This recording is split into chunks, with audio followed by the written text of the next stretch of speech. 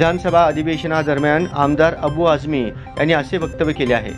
मराठा समाजाप्रमाणे मुस्लिम समुदायाने आरक्षणाची मागणी केली तर हे लोक गोळ्या घालतील। सोलापुरातील सामाजिक कार्यकर्ते व प्रहार जनशक्ती शेतकरी संघटनेचे शहर संपर्क प्रमुख जमीर शेख यांनी प्रतिउत्तर देत राज्य सरकारवर टीका केली आहे। गोळ्या घालण्यासाठी हे पाकिस्तान किंवा अफगाणिस्तान नाहीये। मराठा आरक्षणासाठी मराठा समाजाने आरक्षणासाठी जे कष्ट घेतलं त्या प्रकारचे कष्ट घेण्याची तयारी मुस्लिम समाजात असावी। काँग्रेस राष्ट्रवादी यांनी मुसलमान समाजाचा फक्त मतांसाठी वापर केलाय।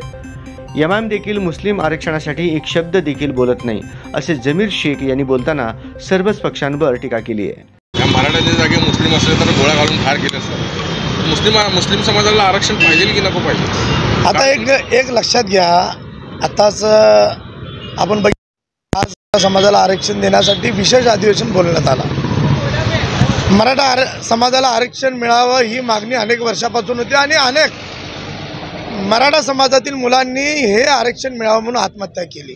त्यांचं खूप मोठं बलिदान आहे आणि हे एवढं मोठं बलिदानानंतर आज एवढे रात्रंदिवस ती मेहनत घेतल्यानंतर आज आरक्षणासाठी जे ना आरक्षणाचा मार्ग मोकळा झाला आहे। पण एकंदरीत आपण बघतोय की मराठा समाजाच्या खांद्याला खांदा लावून मुस्लिम समाज उभा होता, आजही आहे आणि उद्याही असणार आहे आणि या समाजाला सुद्धा आरक्षण द्यावं म्हणून मराठा समाजाने सुद्धा मागणी केली होती।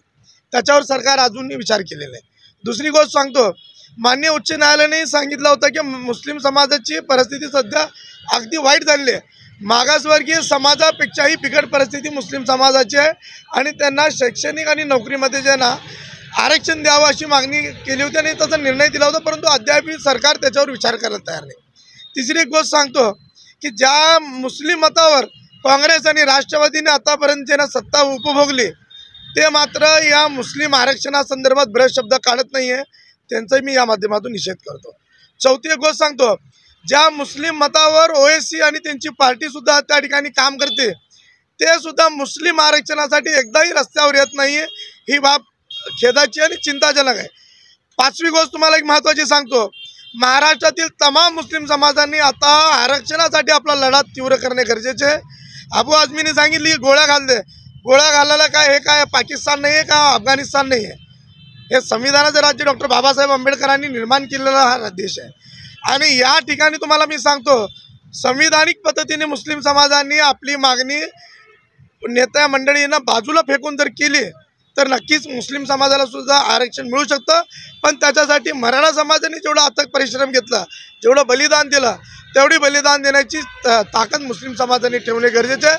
आणि मी या माध्यमातून सांगतो की मुस्लिम समाजाने आता मात्र ओळखून घ्यावं की काँग्रेस असेल, राष्ट्रवादी असेल किंवा तुमच्यावर खोटं प्रेम करणारे हे लोक तुमचे नाही आहेत, तुमच्या मतापुरती तुमच्या सोबत आहेत। मतं घेतल्यानंतर तुमच्याशी यांचं काही देणं घेणं नाही। मुस्लिम समाज राहिला का मेला का या काँग्रेस राष्ट्रवादीला तर नक्कीच माहीत आहे की हे लोक त्यांच्या कामाचे नाही आहे। आपल्या सोबत राहणाऱ्या माणसासोबत राहावं एवढंच मी मुस्लिम समाजाला विनंती करतो।